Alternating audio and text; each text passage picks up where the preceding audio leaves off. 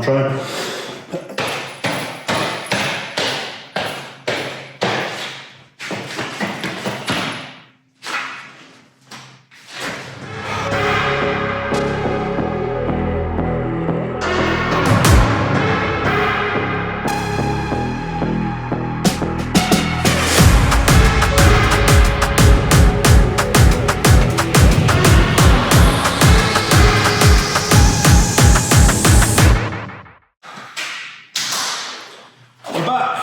Working on the Laurel. Yeah. So obviously we took a couple of weeks off to work on other things, and obviously went up to Dory Fest as well. Obviously, I'm saying obviously, like, you've watched the previous videos. If you haven't, go back and watch them. Help me, please. Anyway, yeah, back on the Laurel now. There's a couple of reasons why I haven't worked on it for a few weeks and focused on other projects. Partly because obviously I need to prepare the trucks for long drives and stuff. It wasn't just Dory Fest that was a long drive. There was a couple of other trips in between that I was doing in my personal life. So yeah, quite a lot of driving done over the last few weeks in the truck. Sylvia needed a couple of things sorted so I could really enjoy it on the road, and I've got to say, all those little fixes we did in the last video, perfect. There's still a couple of things that I want to sort out on the car, as I mentioned at the end of the video. In fact, there's still quite a lot of things I want to sort out on the car. There's a bit of a to-do list over there. But we'll get to them as and when, because obviously my focus at the moment is getting this up and running again, so I can A, test it, B, make sure it's all set up and there's nothing broken, nothing needs changing, and all that kind of stuff. And yeah, basically so I can get back out on track again, because let's face it, this is all leading towards me driving again, and that's what we want to see, innit? So yeah, today I'm going to be focusing on starting to get the front end back together, but starting from the engine forward. First thing I need to do is the power steering pump, then I need to put the alternator on, then the fan can go back on and the radiator can go back in after I've put the core support back on. Never forgot about that. And then the headlights can go back in, because the reason why I'm doing all this, instead of trying to get like the intercooler piping and stuff done, is because the intercooler piping is the next job. But in order to do that, we need to figure out how much clearance we've got here to be able to run everything, and up here obviously as well, because we need to cut holes on both sides.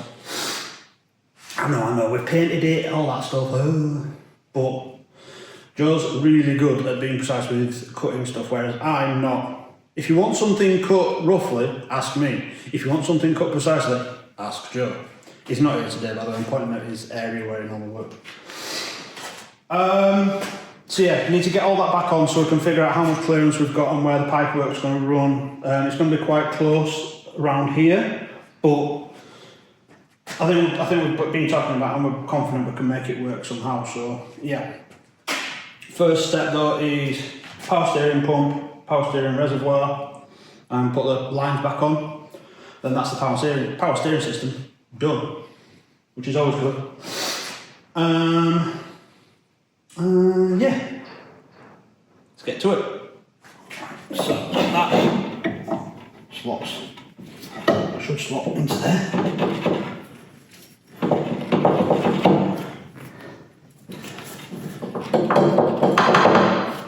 Stop backing up there, you bugger.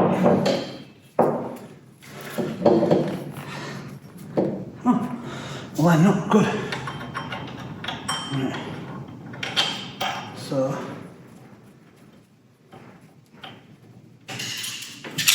here goes that in. So yeah, put this to the.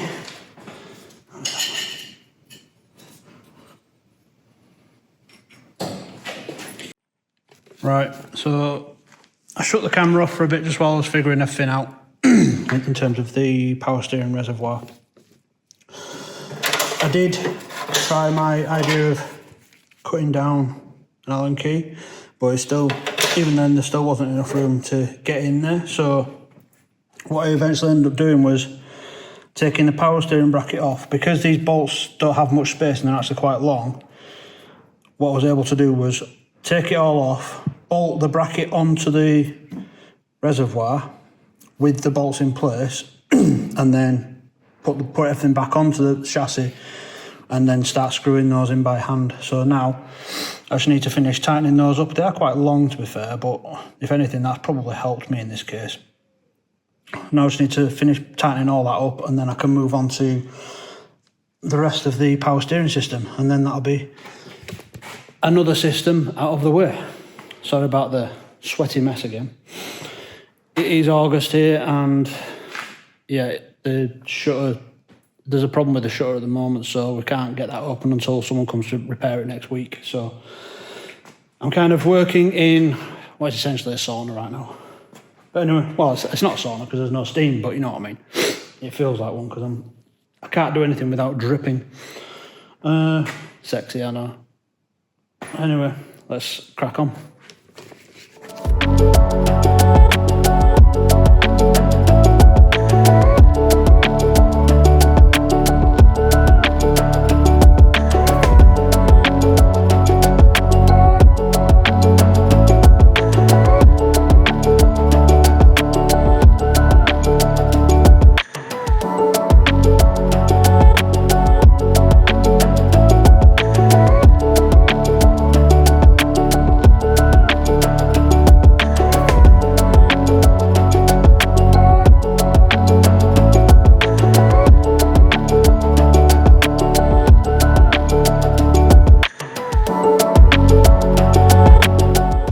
So as you saw them, I started off with a 17mm spanner, but 17 is a -6 AN spanner.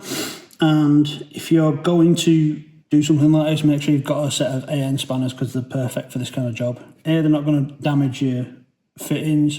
B, they're going to be just the right size to actually do what you need. You can use ordinary spanners, but as you can see there, those are already kind of damaged because previously when I first bought the kit, I was a bit ham-fisted, a bit stupid, and yeah, just went to town on them with an ordinary spanner, as you just saw me trying them. But I forgot that Joe has a couple of AN spanners, so I tried one of those, and yeah, one of them does fit. So yeah, always worth having the correct tools for the job. Right. Just got to finish sorting the pump out, and then that is the power steering system finished. Let's get to it. Right. First thing I need to do is do this nut up a bit more. I don't believe it's a 12. No, it's not, it's a 14. I'm not going to do it completely up because the pump needs to be able to move freely on that bracket while I tension it. So I just want to get it to a point where it's... helps if I put it on to tighten rather than loosen. I want to get it to a point where that bolt's far enough in that I'm not worried about it suddenly dropping. But also loose enough that the pump still moves. Right, so does that move? It does. Yeah, right, cool. Because what you can do is I can come back and tighten that through that hole again when I'm done. Right, so as suspected, the power steering runs off the front part of the pulley, so I need to put the alternator on first and the fan. Well, the fan don't need to go on, but the alternator and the fan part need to go on, so that is that bit done. And then I can put this on and tension it all up properly. But I need to fathom out how the tensioner works. So I thought, and apparently I was right, it goes that way. I was just, yeah, trying to do things in the wrong order apparently. As is often the way. So, bolt this back up.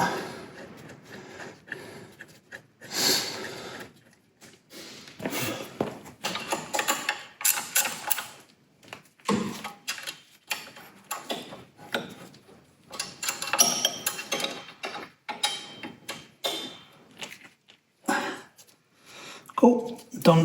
Right, so now we need to set the tensioner up. Nicely, loosely. Don't know what I was supposed to say, but anyway.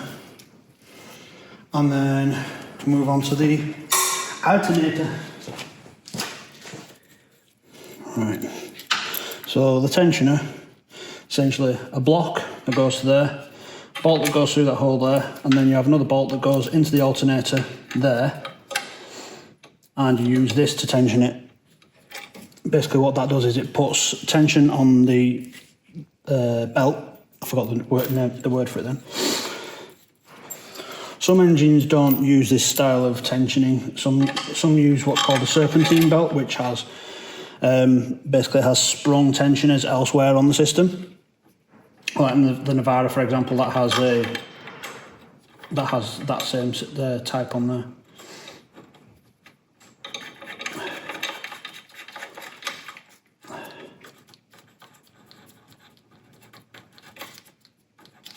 So you basically have one belt that runs everything, and then you just have like 1 or 2 tensioner pulleys, which you loosen off, move the belt, put the new one on, and then release those tensioner pulleys, and they will automatically tension it for you.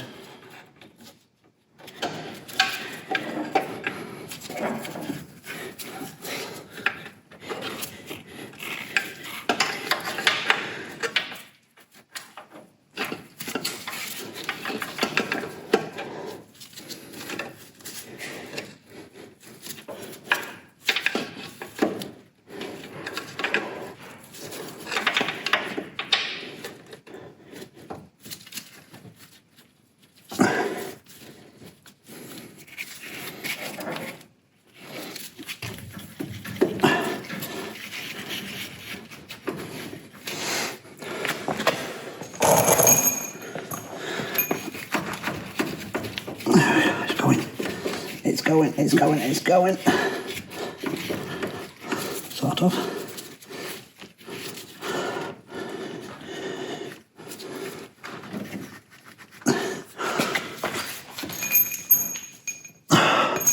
Just my luck. I went and left the bolt on the floor like a tit. Oh, it's holding. That's all right. Don't move, don't move, don't move. There we go. There we go. And we are through. I need the nutty thing for the other end though. By nutty thing, I mean this.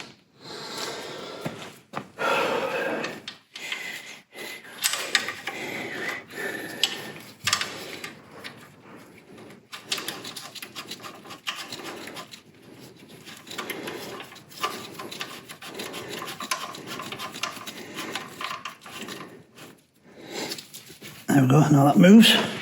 So now I can set up the tensioner.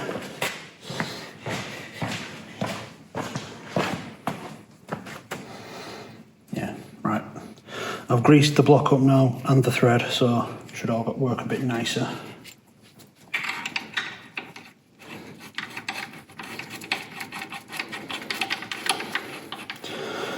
So now I need to find what bolt goes through the block into the alternator. Yeah, definitely goes that way around.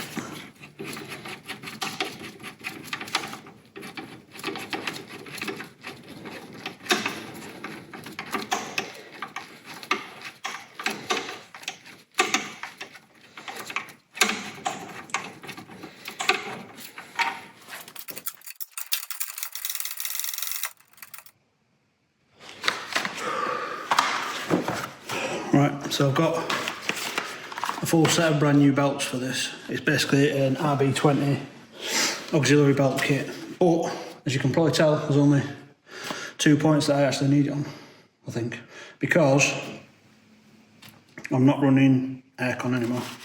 Actually, I need to put the fan back on. Let's do that, or at least the fan pulley. Right, so we've got pulley here. I think the 860 is the shortest one, so that's probably going to be the one that went from there to there. So, is here going to be this one, which looks a bit too big.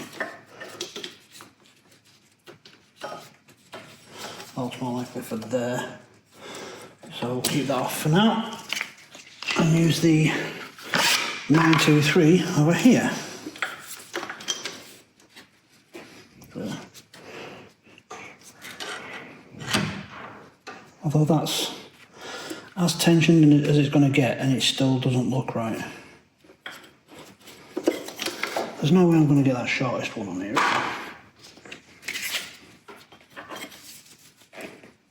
No. Well, I suppose if I do that, then I probably will. Let's see, yeah.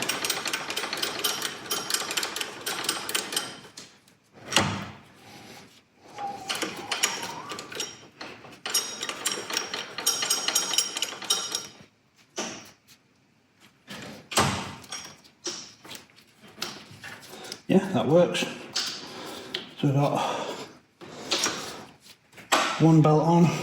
I'll loose fit everything for now and then tension it afterwards, but then the next job is put the fan on so that it keeps this pulley nice and flat. I am using the original clutch fan for now. I have been thinking about potentially upgrading the actual fan blade piece to the GK Tech one because I've heard a lot of good things about that. But it's one of those things that kind of I can do at a later date, so.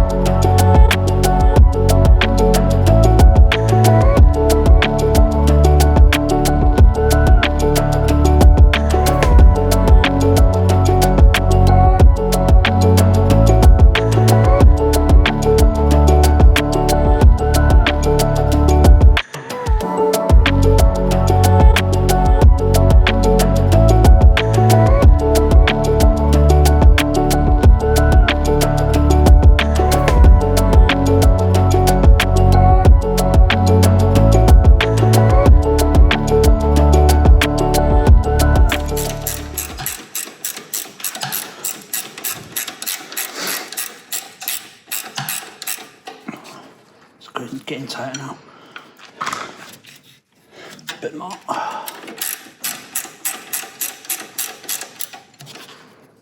That should be perfect. So basically, just show down here quickly. Where I'm twisting the belt, you should be able to twist the belt halfway. No more, no less. So that's about right. Cool, now we'll lock everything off here, which is basically this bolt here and the one underneath, which I've got to try and get to somehow. And then we're done with those pieces too. I can't speak suddenly.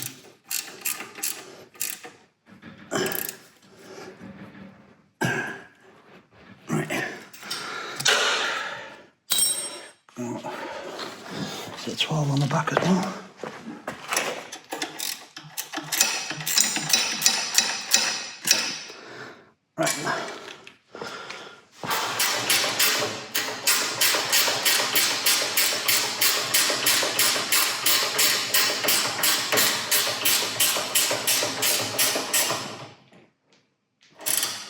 Right, the only other thing we absolutely definitely need in place to be able to see how much space we've got is the headlights. So I'll grab them and we'll put them on and then we're done for today. I shouldn't have said that, but anyway.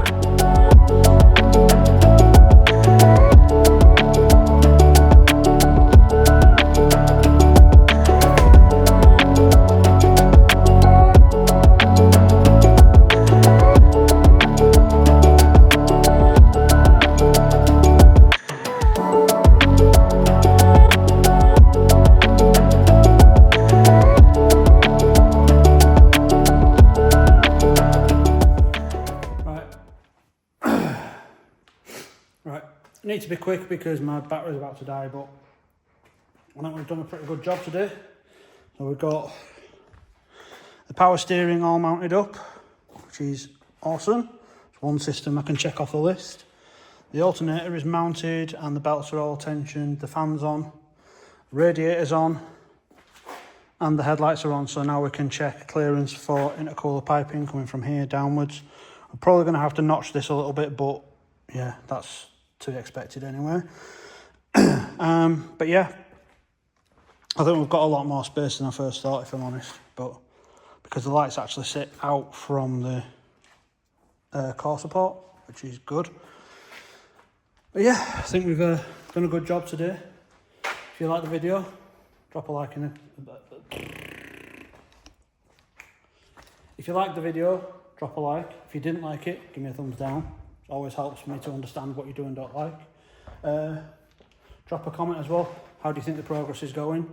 Do you think it's going about what it should be, or do you think it should be going faster? Or, I mean, there's always factors that come into this, like money and all that kind of stuff. But yeah, considering it's gone from being a quick engine out and then engine back in job to essentially what is completely rebuilding and restoring the car to a good, I'm not going to go show level, but a good level for me to be able to drift on it for many years.